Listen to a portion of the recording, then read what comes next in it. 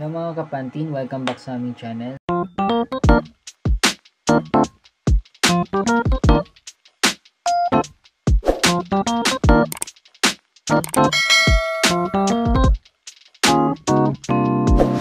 Bumili ako sa online ng isang piyesa sa aking piso wifi. Ito yung nakabilan setup na mga kapantin. Ang tawag nito ay Microtech.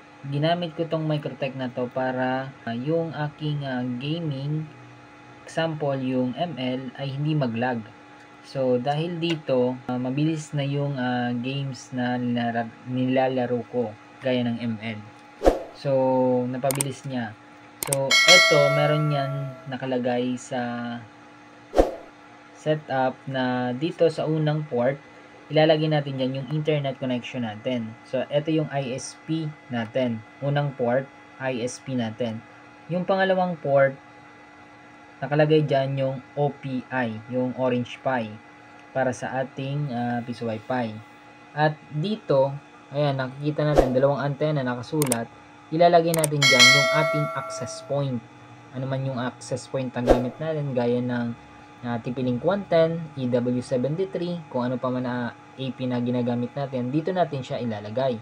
At ito yung isa pang access point para at least ma-extend natin yung connection natin sa ating piso wifi. So ito yung setup niya. Dahil dito nagkaroon ng pagbabago yung piso wifi ko, na napabilis niya yung paglalaro ng game. Mga kapantin, meron pa pala ako nakalimutan mga kapantin. Dito yung sa baba, ito yung mga indicator niya mga kapantin sa internet connection. At dito sa baba, ito yung reset button niya. Ito yung USB sa power supply, 5 volts lang yan mga kapantin. Ito yung power supply niya mga kapantin. Ayan, ito yung ginagamit dyan. So, ayun, napakaliit lang naman niya at pwede mo nang ilagay sa loob ng box ng piso wifi mo. Doon mo na isaksak lahat ng port na gagamitin nyo.